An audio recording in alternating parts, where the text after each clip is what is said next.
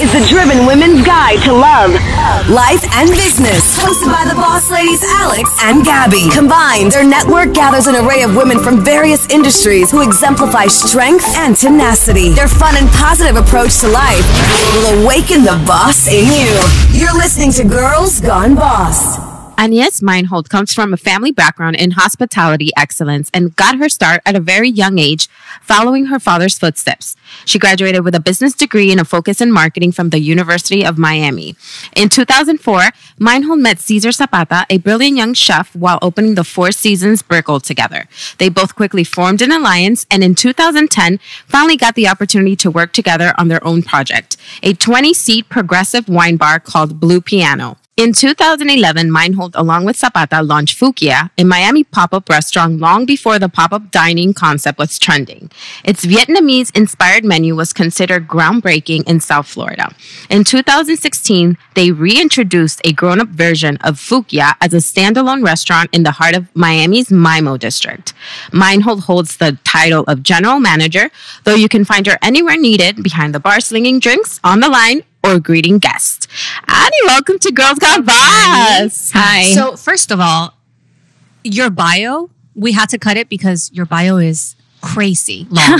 So we haven't even mentioned half of the restaurants. I mean, she started working when she was 11 years old. Right. Jesus. Yeah. But we got to get into that because I think that people need to know that you've done so much more than just what we just mentioned. Right. So tell us about how you started when you were just 11 years old and how you got into the whole family business. So my dad is in hotels. And as a kid, between him being in hotels and my mom also having a boutique in a hotel setting, I was always in that environment. So I was, either 6 years old, learning how to set a table, helping my mom cook when I was 7 on a stool. By the time I was 11, I was playing tennis and getting bored. And I was like, I don't want to be broke. I want to have money in my pocket. So I asked my dad if there was anything I could do so I could make some scratch. So he basically put me in the hotel spa as an 11-year-old, folding towels and cleaning bathrooms, making $6.50 an hour in Puerto Rico. So between that and then working at my mom's store, I was never broke as an 11-year-old. And then on top of that, I'd go to the game room, and that game with the claw that you get all the peluches out of the machine. Yeah. Well, I got really good at that too. So I would get all those stuffed animals, and I would run around, and I would sell them, and I would flip them for $2 a piece. Wow, you were hustling from way young. So creative, scrappy, for sure. Wow. Okay, but so you're Vietnamese plus German, but I hear a little Spanish accent. Is it just Miami? No, I was born and raised in Puerto Rico. I lived in San Juan till I was 14 years old, and then my family moved to Manhattan. And then we spent 10 years in Manhattan, and then the rest of it has been here in Miami. But where are your parents from? My mom's Vietnamese. Okay. And my dad's German. And that's where the Vietnamese inspiration comes from. Very cool. Very nice. And so San Juan, so you had to learn Spanish. Yeah. Wow. That's awesome. Mm-hmm. So tell us about living in Puerto Rico, and then you're the 11-year-old hustling, learning. How was Ani back then? I don't think she's that different than what she is today, truth be told. Whether it was, I've always just been precocious. I was the kid at the table that was talking about politics when they were 10. I was always, I did really well in school. I loved school. I was that person in the front row that was always with their hands up, Missy, Missy, Missy. And it's I was just always that person. Because you were always surrounded by adults. Yeah. I mean, I've always been surrounded by adults. And you were also given a lot of responsibility, even you asking to have that job. Yeah. You yourself became an adult really young. I did. Because you're managing your own money, even if it's playing games or Absolutely. whatever. It's funny that you would say that because when we moved to New York the first day after my 14th birthday, and that was the year of this huge hotel strike in Manhattan.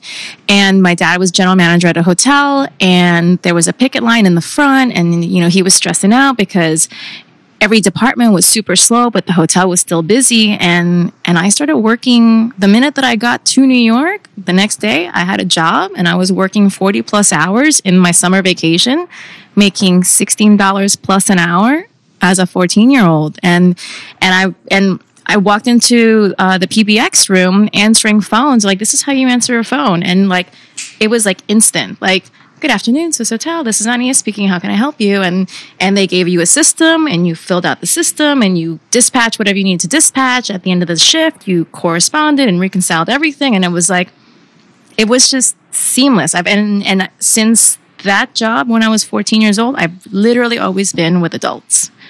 So yeah, I guess I grew up quick, differently. Do you think it was because of the example, like you were seeing your dad and everyone kind of like working hard? Like, I'm just trying to think, like, where did that come from? Like, for sure, there's major work ethic in my house. Both my parents were workhorses. My dad, you know, when we moved to New York, he literally traveled 300 days out of the year. wow. Yeah, so he was always working, and you know, when we were in Puerto Rico, my mother had 2 boutiques, and she was like, her boutique was the largest retailer of La Perla bathing suit, lingerie, like a whole line of like La Perla wear, and she was always working and traveling, and I just thought it was like the normal thing to do. But don't get me wrong, like I played, like in Puerto Rico, I was playing volleyball, rollerblading, going to the beach, like what kids do on the island.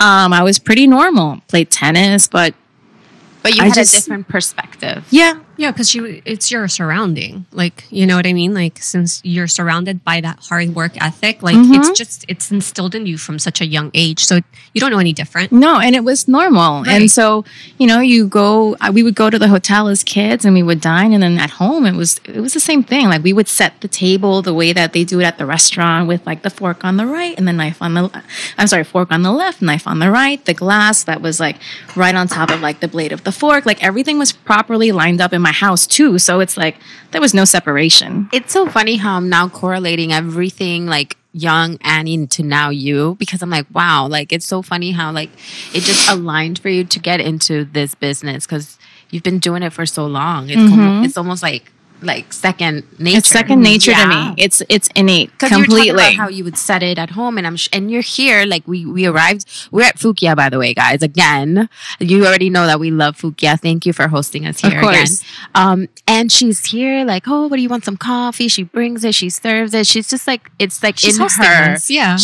I could see like the host in you, and it doesn't stop, right? No, it's honestly, it's just part of my part of my personality. I could see that. Yeah. I mean, like, I have long-standing relationships with guests that I've been serving since 2004.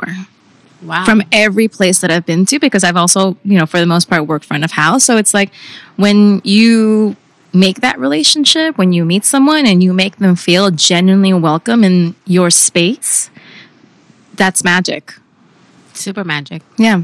That's where the magic happens. Yeah. And where relationships are built. Mm-hmm. Okay, so speaking of relationships, you meet Cesar, right? Yeah. So tell us about that in 2004. We met in 2003. So the Four Seasons Brickell opened in 2003, and that was the second hotel opening I had done by that time. And he was a cook, and I was the assistant room service manager, and we just became friends. I mean, honestly, no, at first, he hated my guts. He really did. He hated my guts. He thought that I was god-awful, and, you know, I was not the nicest person. But then, like, we ended up hanging out. He's like, oh, wow, she's smart. She's driven. She actually isn't talking shit. She, like, knows what she's doing. And then we just became friends after that. And what became friendship lasted 14 years of a really awesome relationship. You were able to, like you said to us earlier, that the 14 years was of creation. Yeah. You guys were able to create so much, Mm-hmm. including, like, the first endeavor that you guys did together, which was a blue piano. Blue piano. Tell us about that.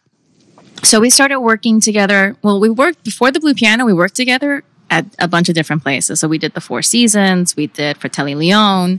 And then finally, for the blue piano, that was our first like entrepreneurial venture. You know, I got tired of working for somebody else. I got burnt out, like so many crazy hours.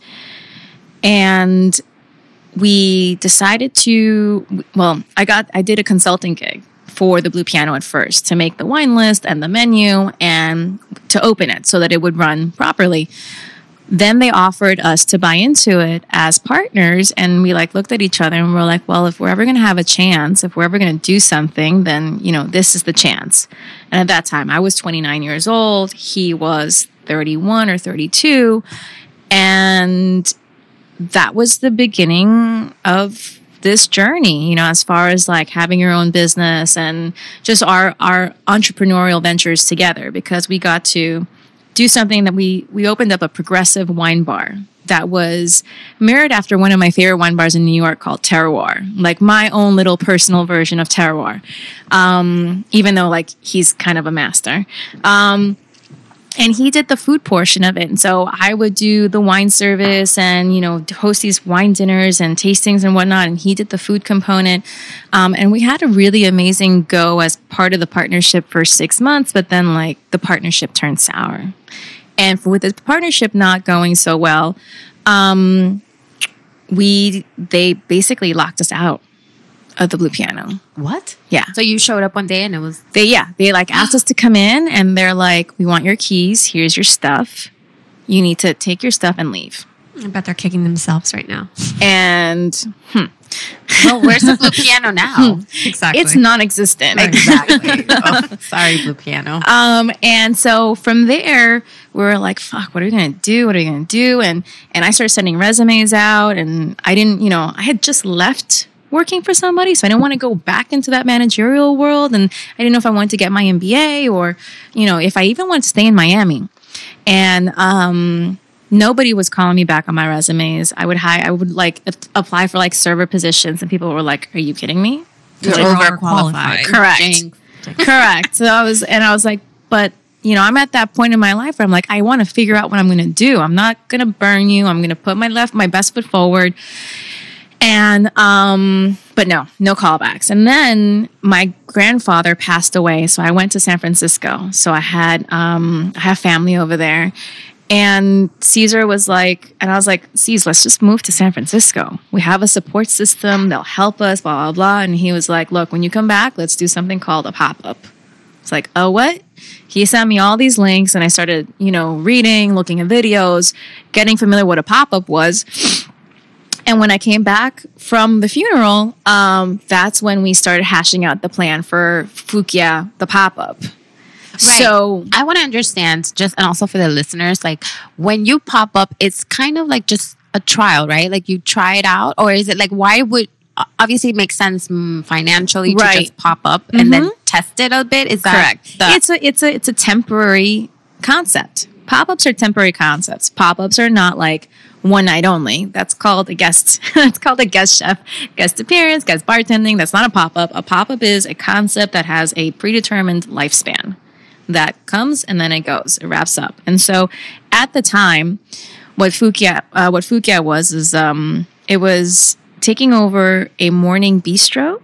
And we did curtains and table settings and everything. And we would take this morning bistro and would convert it into a completely different restaurant at nighttime. It was actually an Israeli bistro during the daytime. And we would go shopping for fresh ingredients every single day because we had we had limited refrigeration, you know, limited storage. So it was literally, we put together a menu. We went shopping. We prepared the menu. We cooked it, sold it. Next day, same thing happened. And so it was literally like from scratch every single day. And lucky for us that we were the first ones to do it, and that Vietnamese was there was such a void for Vietnamese food that like it just took off like wildfire. So something that came out of like desperation, because nobody was calling us back. Like we didn't have jobs. We're like, what the fuck? How are we gonna pay our bills? Like, and I had a credit card and we put $2,500 onto that credit card. We just maxed it out so that we could do this pop-up concept. And how long does typically a pop-up would last? It just has a lifespan. Okay. Phuc Yea took 3 months. Eating House came afterwards, and I think that was 6 months. And then Eating House was yours as well? No, not ours. Okay. No. That's Giorgio. But it was a pop-up too. Before, in the same location where it is now. Oh, okay. It was also a pop-up, and I think it was open for like 6 months. And then they're like, you know, the landlord was like, you want this? And they stayed. Right. And look at them. They're 6 years later. Right. Eating House is still here. And you also had the federal, right? I went. Oh. They used to have the best like brunch. Yeah. Well, Yeah. you used to have the best brunch. So, well, I think we upped the brunch game with Sancocho Sundays here. Yes, I have to Seriously? come. We have to come to Sancocho Sunday. Like, because you seriously. guys do the pho. We do pho, sancocho style, but we've also got empanadas, pan de bonos, arepa. Like, so we're taking Colombian inspirations, Vietnamese inspirations, and mashing it Because together. Caesar's Colombian. Correct. So we're taking both of our heritages and like Cool. shoving them together. I love it. Yeah. So you have the pop-up Phuc Yea. First of all, I want to know why Phuc Yea. I So- love the name because when I first saw it, and everybody I'm sure told you, Of it's like, course. Phuc Yea. Of course. It's the first thing you And think I would of. be like, no, it's Phuc Yea, guys. It's Phuc Yea. So the play on words does not escape us. But the word Phuc, Phuc, is actually a Vietnamese name. It's a unisex name, and it means blessings, prosperity, and good fortune. I love it. So much positive energy behind Phuc. Yep. It's manifestation right there at its finest. Absolutely. And then So- yeah, it's just like, yeah. Yeah, it's just, Yeah, okay. you know, it's just us, whatever. Like, you know, it was a 3-month pop-up. Who calls a restaurant Phuc Yea? Like, what is that? Right. Like, That's so cool though. you know, my mom was like, call it Lemongrass Cafe or some shit like that. I was like, no, mom, we're playing hip hop and we're like kind of renegade. We're just scrappy like that. There was Which no I love because Yeah. you are infusing your 90s inspiration because you guys grew up in New York. Yeah. So tell us about that because like also like the hip hop component is so cool. Yeah, the hip hop component is clutch. So, I mean, what we wanted to create was a concept that reflects who we are as people. So I grew up in New York in the 90s. Cesar grew up in Patterson. We both like loved old school hip hop, still love old school hip hop. Graffiti was a big thing at that time as well. And just to be able to put, you know, the inspiration of like how geographically and time-wise where we grew up to where we were at that point was kind of key. And then the reason why I was Vietnamese was because when I came back from my grandfather's funeral, it just felt right. You know, it felt right. It was just a celebration of who we are, an expression of who we are, and it continues to be that. I love it. And then, okay, I want to go back to the pop-up. If it was a success, you Yeah. guys were probably like, what the fuck? Like, fuck yeah, we did Oh it. my God. The first night we like opened the door at 7:00 and by 9 we had like 5 items on the menu and there was still a line and a wait and everybody But how got did you pissed get off. there. But how did you get the word out, first of all? Like, Social media. okay. Yeah. So we got into the social media game in 2007, both of us. Early through on. Twitter and Facebook early on. And you know, we're still in it. So we man our own Instagram accounts, our own Facebook accounts. So social media is probably the most So powerful way you to and do Cesar things. do it? Yeah. Oh, cool. He does his, I do Phuc Yea. And of course, all the other marketing strategies attached to it. So it's not just social, it's email, anything digital I handle. So then you guys just, hey, we're here. And Yeah. boom, it was Right. fire. And at that time, it was Twitter. So we would basically, you know, you do the classic thing. You send out a press release. You announce to people what you're doing. And of course, because we were the first pop-up, everybody's like, Miami's first pop-up. And it was Vietnamese. So of course, it was something new and out of the box. And Were you thinking at that point you were taking a risk? I mean, it's Miami. Huge Typically, risk. people are like Latin here is like obviously so prominent. And then you go and bring Vietnamese. But at that point, like, what do you have to lose? yeah, no, it was a huge risk, but it was more the risk, not even so much about like what people would say. It was more like, Would they like it though? are they gonna like it? Yeah. It was like, are they gonna dig it? Are they gonna dig the whole unpretentious vibe? Are they gonna dig the hip hop? Because at that time, it wasn't about old school hip hop. It was all super housey. Nobody listened to hip hop. What's like the stigma of Miami as far as like food? It's kind of closed minded, no? Like, and it's not as progressive as other cities, right? Or do you mean like the consumer itself, or the Yes. stigma from people looking at Miami for food? Yeah, that. Like from you, like you're the one that is opening up a business, right? And you're coming to Miami. Obviously, it's not like New York or that it's like super open with like different cuisines. And Right. Miami's a little bit more like niche, I would say. I think Miami is afraid. That's what I mean. Yeah. There's kind of like a barrier to. Yes. There's definitely a barrier in people's minds about like what they should eat, you know, and if they don't know about it or if they haven't been introduced to it by somebody else, there's a lot of fear involved there. I don't know if that's a cultural thing, but I love that you and Cesar took that risk and you were like, you know what? Let's bring something new. Let's do something different. And we did it. And we killed it, you know, for 3 months. Like, it was crazy because with the federal, so the federal came directly on the heels of Phuc Yea. So Phuc Yea closed the first week of December. And then on January 12th of the following year, which was like 3 weeks away, we opened the federal. So our partner at the federal came to us because he saw what we did at the Blue Piano. He saw what we did at Phuc Yea. And he's like, well, these kids can like make lemonade out of mangoes. Like, what's happening here? And so we built out the federal concurrently while doing Phuc Yea as a pop-up. Nice. Yeah. And I went to the federal for an event there. You guys were having an event with like Tabasco, right, something? for South Beach Food and Wine Festival. Yes. Yep. And I remember like, oh my God, I never knew this place existed because Yep. it's like very hidden. It was like, but then you go in and you're like, wow, it's amazing. And again, it's like, you know, it's in an up and coming neighborhood. There's like, people have a barrier towards things that they don't know, towards the unknown. And so it's our job to be able to present something that's new and different in an environment that's comforting and welcoming so that at the very least when you get here, you're not like, you know, you got to eat this. Like, it's a little bit, I mean, it still is kind of like that, but. Well, this environment right now, though, look at your brick and mortar now. This Yeah, place the is vibe is amazing. great. Thank you. The walls are like full of amazing art. And is this everything that you envisioned? It's still a work in progress, honestly. Really? It is. I feel like it's perfect. It's still a work in massive. progress. It's so big, the space. It is. It is. So there's a lot of it that I love, and there's a lot of it that I want to continue to work on. I mean, I guess like everything is just progression. Right. So like, it's never going to be perfect, but like, it's beautiful. I love this restaurant. Beautiful. It's and beautiful. It has amazing energy. It has does. good vibes. It does. Like if you look on the walls, there's like dates stenciled on the walls. You have like the actual anniversary for Phuc Yea, when it was born. That's really cool. Oh, I didn't realize that. And then there's other special dates on the wall. There's another one on there that was Cesar and my anniversary that was on there, and different people and times and whatnot. And then you look at the actual frames, and those are pictures of my mom's family from the 60s when she was still in Vietnam that were digitized. And, you know, my friend Miguel Paredes did all of the art and all the murals that we have here. And so he digitized those images, colored them, put like treatments on them.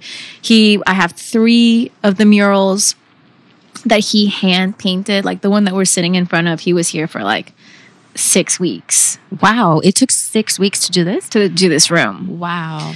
I mean, That's amazing. he wasn't here doing it like 8 hours a day, but like he'd literally like roll in at like 1 o'clock in the morning, and I'd have like a bottle of champagne on ice for him, and he'd be like painting till like 3, 4 in the morning, and then like go do his other stuff. And obviously all of this inspired by you. You came up with all the inspo, and then he was like, okay. That's beautiful. And then the garden outside. The garden's my favorite, and I get to redo it every year. That's so cool. Has all these lanterns, and it gives cool vibes. I mean, Miami's a little hot right now, but once it gets cooler, it's such a cool vibe outside. Well, that's why I get to redo it every year, because every year, like once this weather comes in and like the rain destroys everything, right, and you have to replace everything. And then so I put fresh foliage, fresh lanterns, I get new furniture, and it's like, again, it's just progression. Everything is in flux. Well, I think you guys are doing an amazing job. And I mean, anybody that has not come to Phuc Yea, you guys have to try it. Tell us what are some of like your most favorite dishes and the must-haves. I mean, the buns, I have had the pho. And I learned that it's not pho, it's pho. Yeah, I learned that last time too. So I've never been here. So I'm going to come for my birthday. I promise you. It's in 3 weeks. So. Yeah. So what am I going to order? What should I order?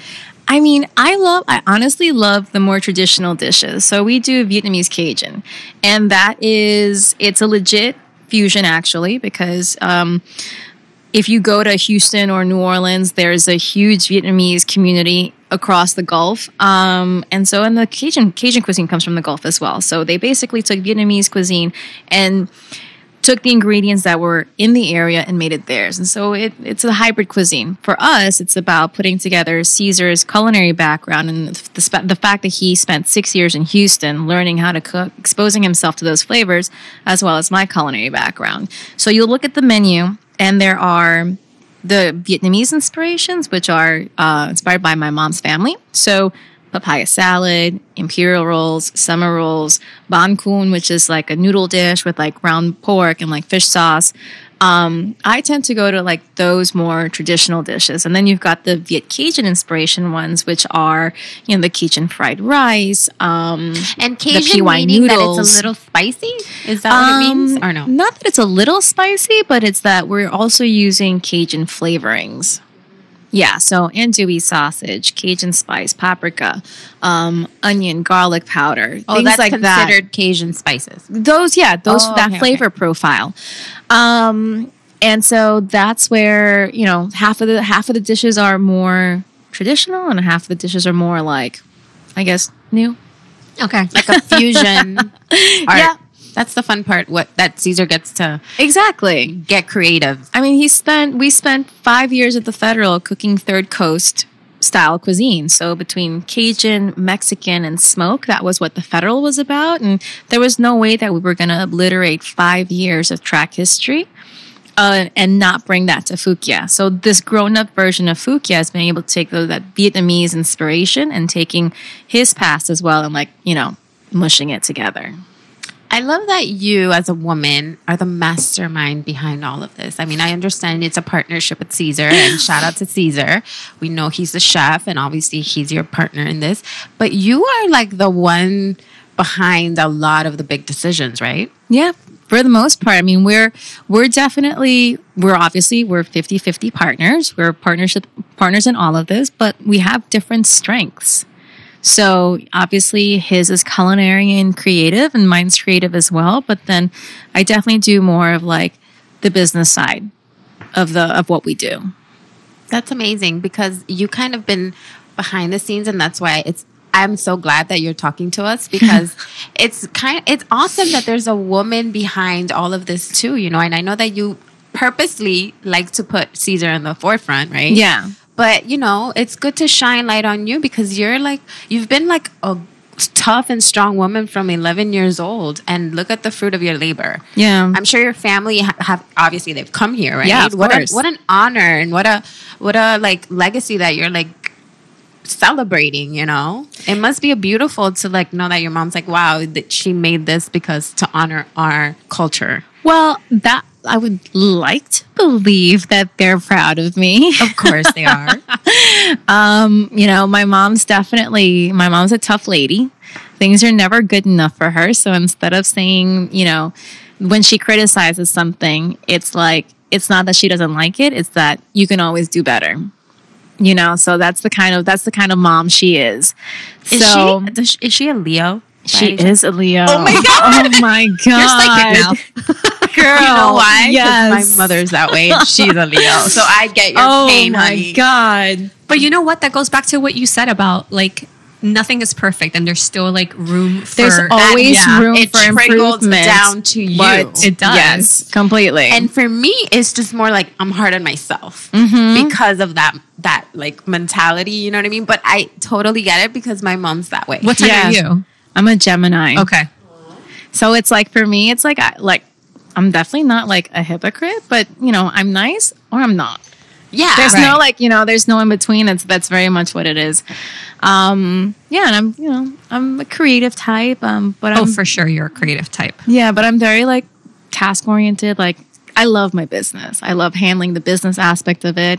And then of course there's the guest component to it. So establishing those relationships with our guests and We were talking about that. Yeah. So before we started, I think it was before we started recording, my brain's not working. You were saying that you've built these relationships with these guests over the years and they've followed you from place to place. And that's so important, especially in the hospitality industry. for sure.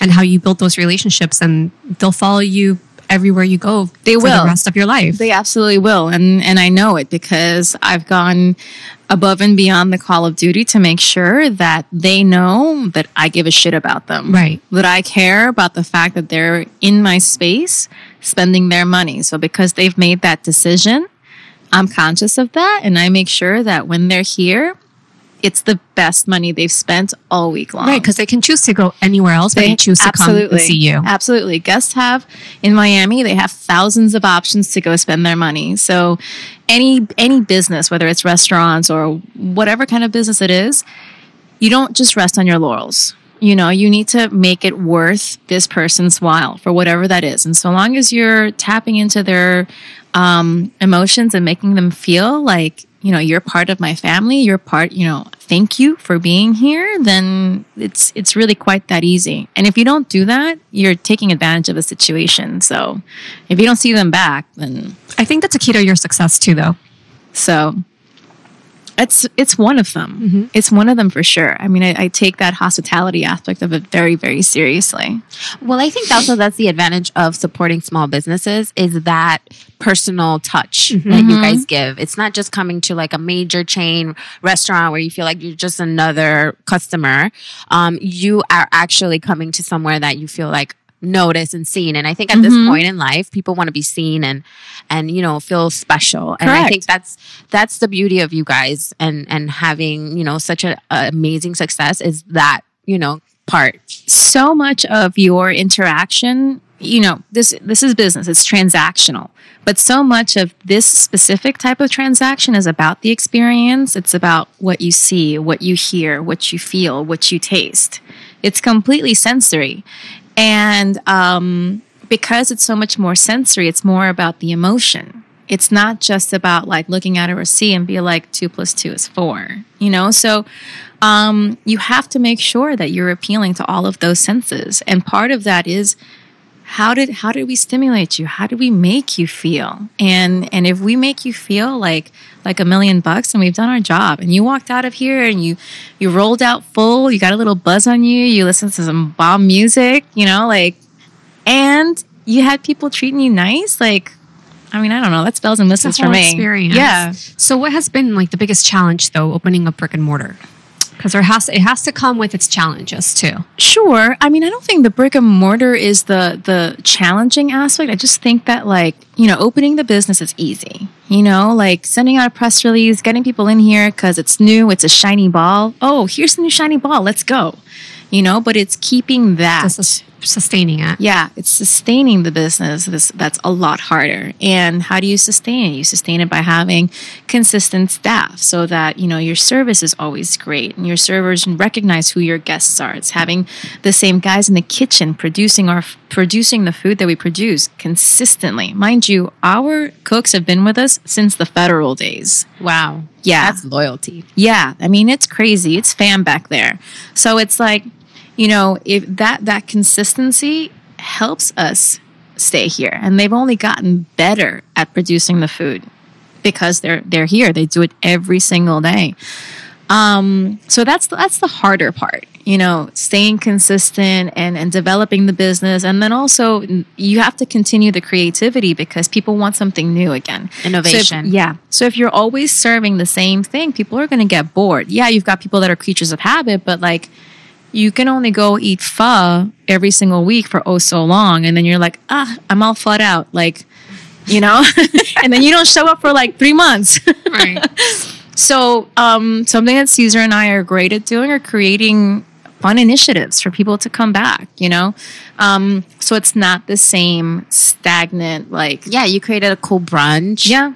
And it's fun and different, like the cuisine, the menu. Yeah, we're doing, like right now, our most recent initiative is Sancocho Sunday, and it's a mashup of Colombian and Vietnamese food for brunch. So it's like, it's our brunch menu plus Sancocho done pho style. And then we've got a DJ playing. We're, you know, pouring out shots of aguardiente. We're doing, and it's still hip hop? No, it's Latin. Oh. It's Latin. So it's definitely more like reggaeton, salsa vieja. But see, I like that you're not scared of going away from what everybody is used to. You're actually like innovative and creating new concepts like within your own restaurant. I think that's great. Well, because this restaurant again is, and people don't realize it. People they're like, I want Vietnamese food. Vietnamese food equals pho to people. Fuck that. I mean, like, that's so stupid. Why check off a box? It's not all about boxes.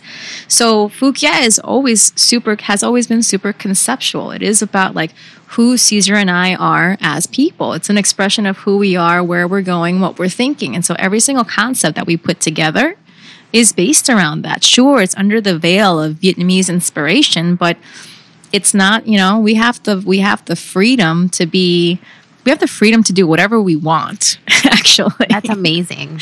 Which is kind of awesome. So between Sancocho Sunday or Arroz con Mango, we threw a party last year once a month called Arroz con Mango. And so that was to highlight Cuban personalities in Miami and mashing it up with our Vietnamese sensibility in our space. Because arroz con mango means, like, for people that are listening, it's kind of like when they say that terminology, is like, it's kind of like, isn't it a saying? Oh, it is. Un arroz con mango. It's a disaster. Yeah, exactly. So the translation is mango and ray. Yeah, mango and I don't rice. speak Spanish. Right? Which is a dessert.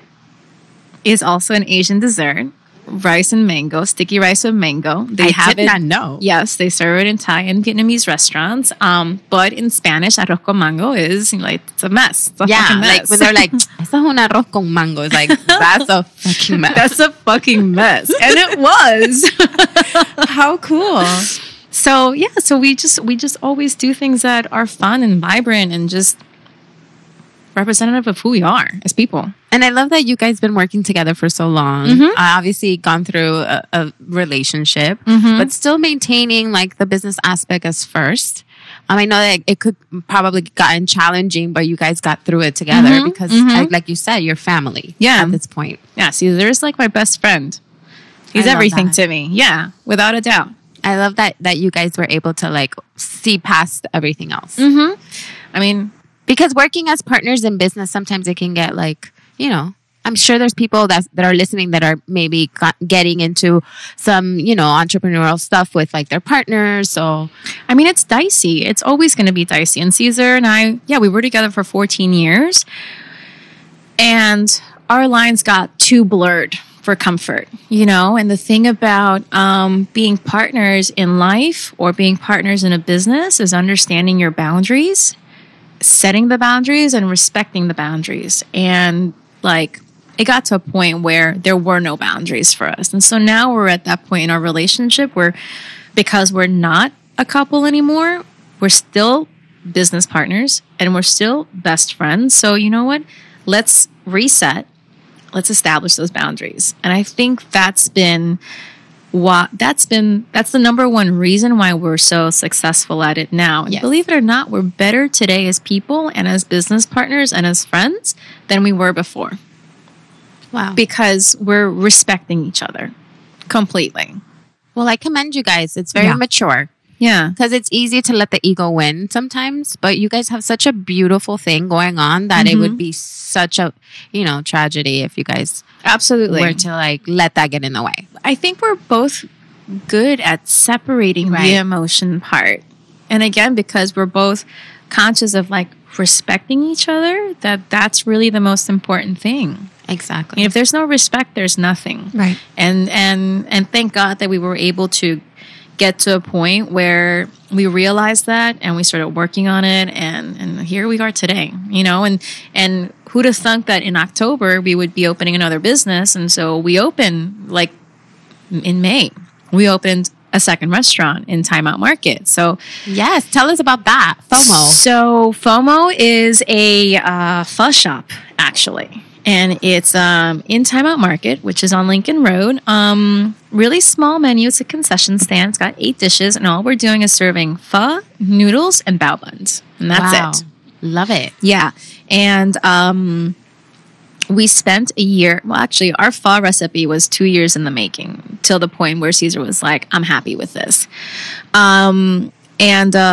We just opened up in May 9th, actually, and we're rocking and rolling over there. So, despite any tragedies, any sort of difficulties in our personal lives, we were able to really put that aside and continue to forge on and continue to grow. That's amazing. Yeah. Congrats on that. We actually had Virginia Gill on the podcast. Yeah. I know. And she did it from here. Yeah. So she was telling us about you guys. So I have to try the Time Out Market. I haven't been at all. Time Out Market's awesome. Right? Yeah, it is. I love the concept. And then now that I know you guys are there too, I got to go try it. Yeah, it's great. Go in with a plan. Why? And going it's with just overwhelming. It is overwhelming. It's 18 chefs, 3 bars, a demo kitchen, and it's just it's a lot. It's a lot. And if you only go for 2, you can only eat so much. Like, go in a group, get a map, divide and conquer. Right. No, I know. But as far as you guys, you have this, and then you had to get a new staff for that side, or did you like split up? No. We have a new staff. Oh, got it. We have a new staff over there. Awesome. Yeah. I have to prepare my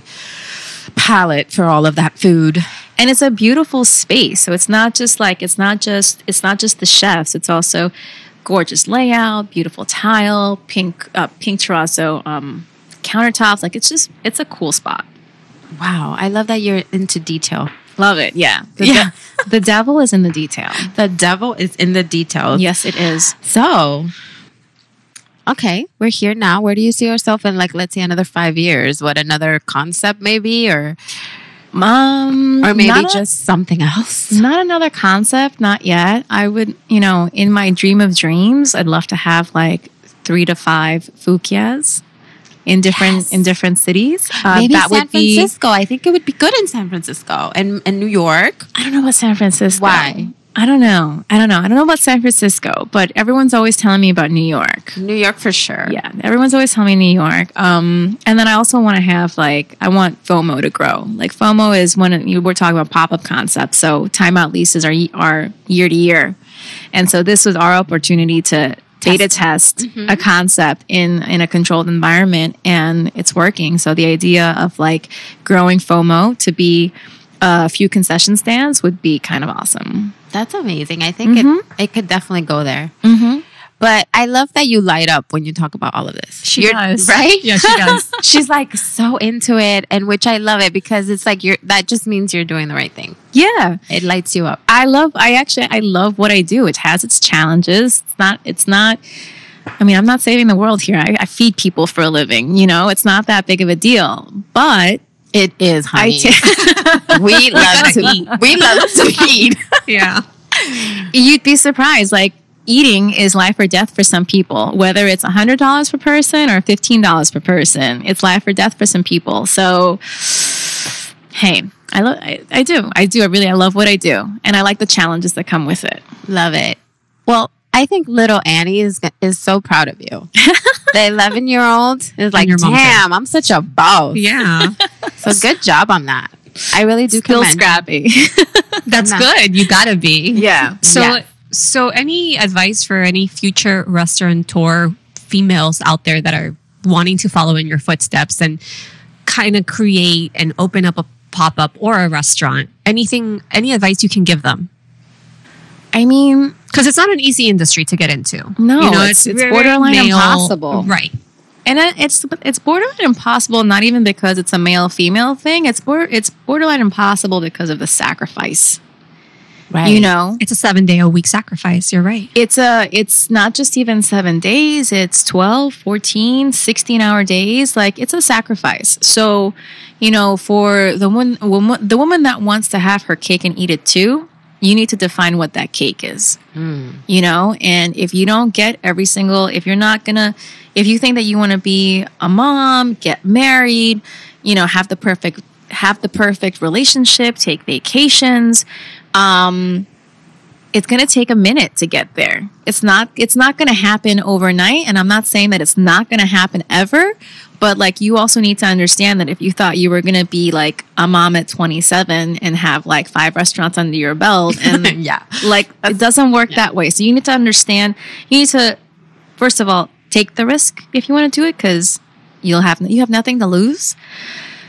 But once you've taken that risk, understand that it comes with sacrifices, and and just be super organized about your life and what you want to do. So give yourself deadlines. If by this point you didn't accomplish this and you still want to do that, then do that. Otherwise, you're just going to get sucked into the business. Right. That's really good advice, actually.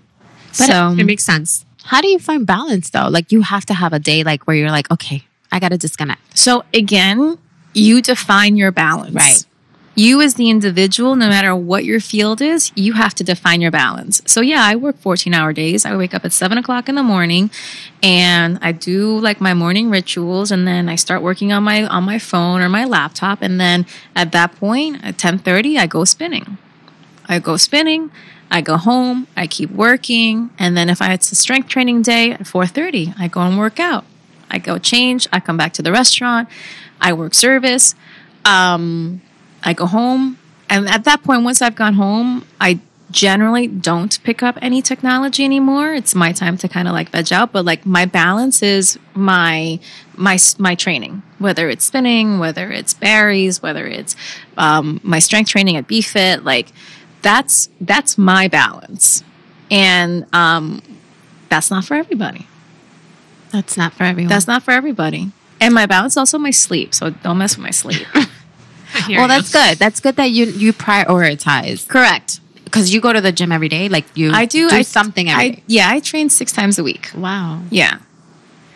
So, and goals. That's part of her dedication, though. She's a dedicated person. I can tell that when you set your mind to something, you pull completely, through. Completely. But that's also what keeps me super chill. Like I'm not like when I work, I'm not an explosive person. I don't believe in like screaming or disrespecting people. I don't ever cuss at you. Don't get me wrong. I curse like a sailor, but it's never directed to anyone per se. I don't believe in that. That's not my management style. But what helps me do that is the working out, because I'm able to release so much effort in those moments that when I come here, everything's really calm and cool. Like, don't get me wrong, you know where you stand. Yeah. You know when you did something right, and you know when you fucked something up. Okay? Like, you know where you stand, but there's a way of communicating that to people. Well, I love it. I think everyone's going to be inspired by your story. You're a badass girl. You are a badass. So how was You don't know it, but you did, you did your first podcast. How was it? Not so bad, right? No, not bad. I mean, like, I'm still like feeling weird about it, but why? Were you even nervous? No, you don't even seem nervous at all. I mean, we're just having a friendly conversation. Right. You picked up right from where we started before we started recording. No, I know. I have no idea how it's all going to... I have no idea how it's going to come out, once it's all finished. You're going to see it. You're going to love it. And people are going to start following you. And they're going to be like, oh my God, she's such a boss. Yeah. And you're going to inspire someone, because that's the whole point of this, is to tell your story so that girls can be like, dang, she could do it all. She went through all that and she's still there. And trust me, you're going to inspire a lot of girls. You will. It's weird. Accept it. You got it, girl. It's weird. So where can people like follow you or just hit you up? Well, you can follow me at Phuc Yea. I run our social on Phuc Yea. My personal is Ani_E MMMMM, like 5 M's. How do you spell Annie for them? ANI. Okay. ANI_E and then 5 M's after that. Because this is all those millions, girl. Manifest. We need those. Yeah. So I'm obsessed with Rachel Hollis. Oh, tell me about her. I don't know who that is. Oh my God. She's like my girl crush right now. I love this woman. Everything that she says is incredible. She's I guess she would be like the equivalent. I don't know if the equivalent, because she hasn't been doing it as long, but she is like the Tony Robbins, the female version of Tony Robbins right now.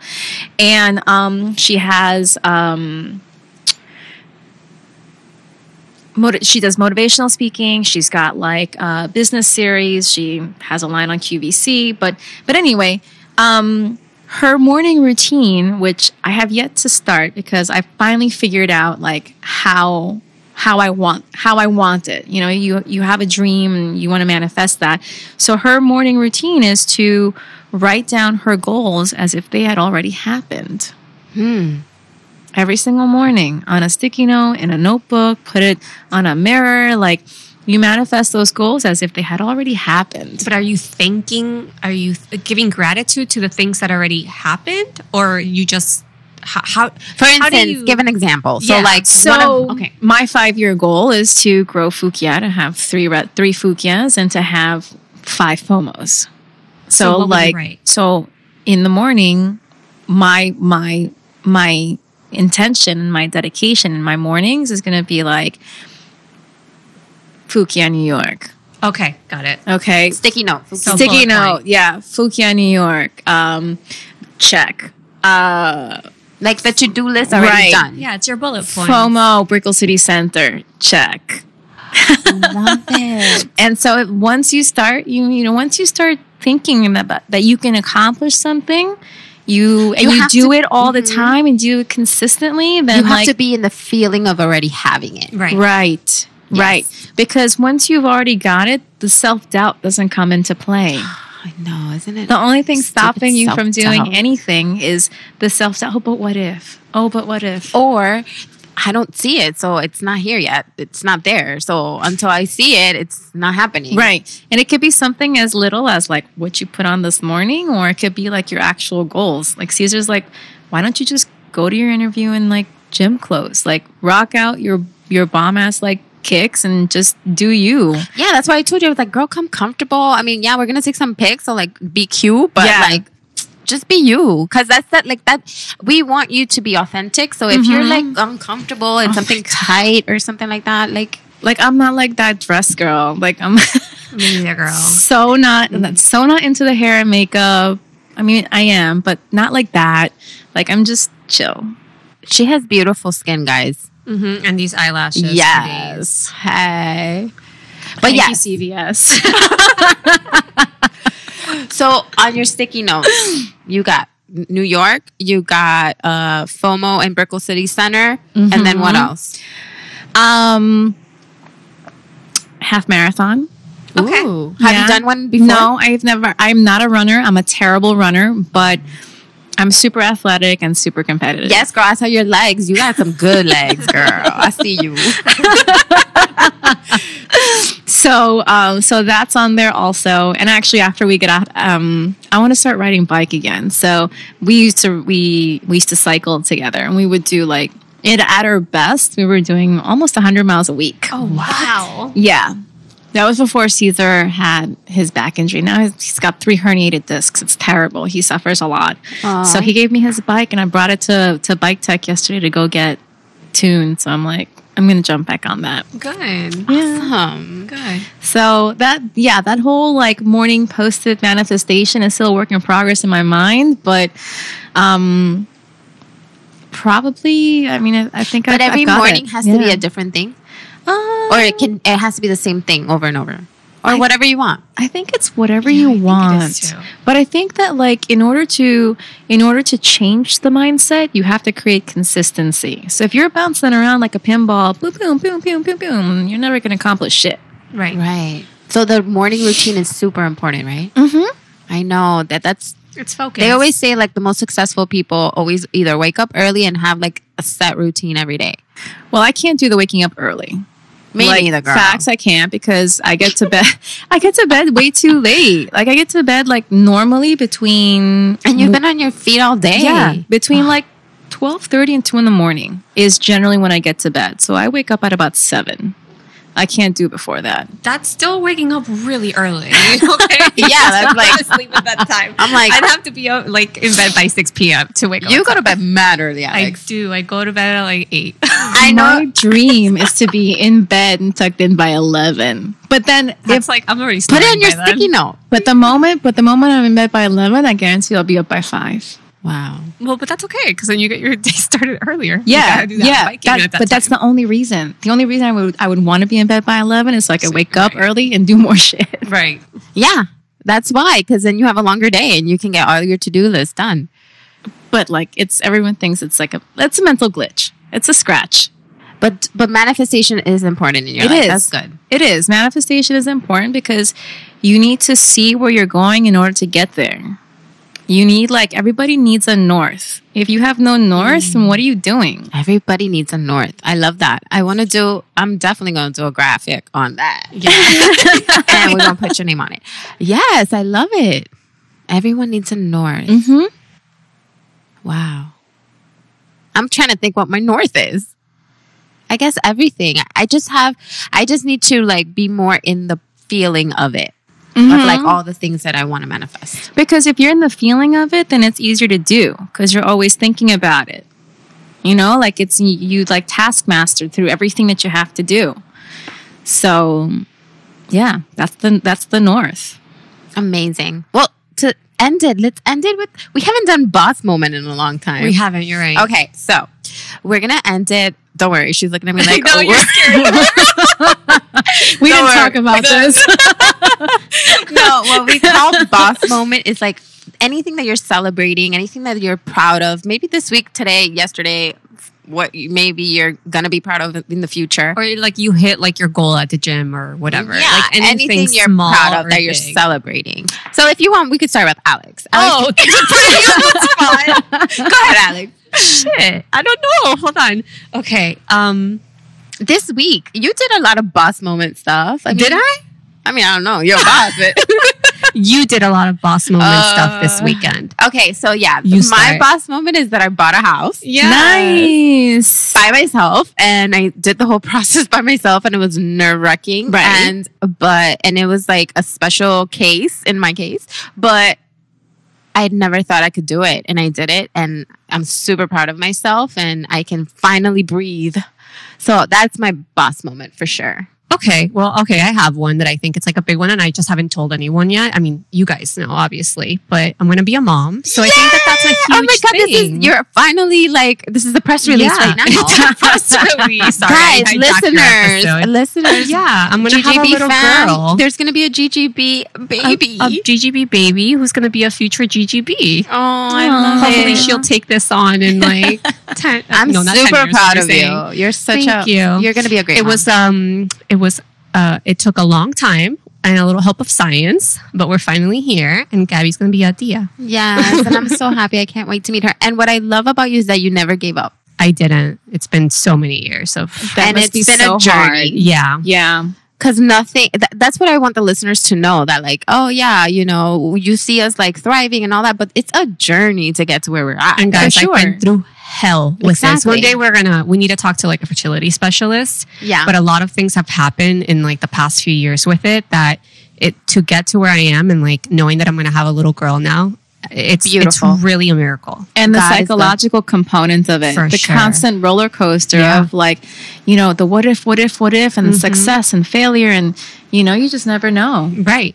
So, yeah. So she's going to be here January 2020. Yay! Nice. So I feel very pregnant right now and like bloated. That's a I pee super every 5 boss seconds. moment. Okay, but you know what? I'm so sorry. I'm going to hijack this episode now.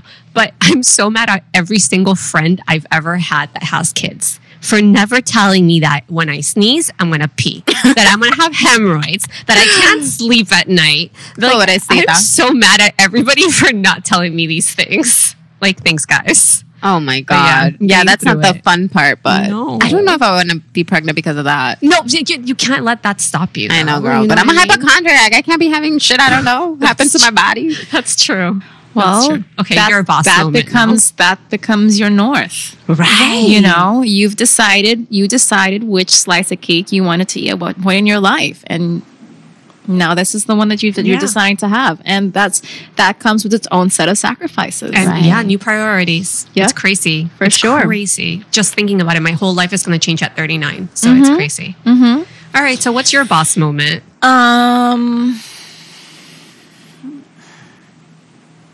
I don't know, because these are like huge milestones for you. But you for know what? both of you. But it doesn't have to be anything. It And- just happens to be we're going through this Right. thing at the No, same time. I know. Some weeks it's like we've actually finished reading a book. Yeah. you know?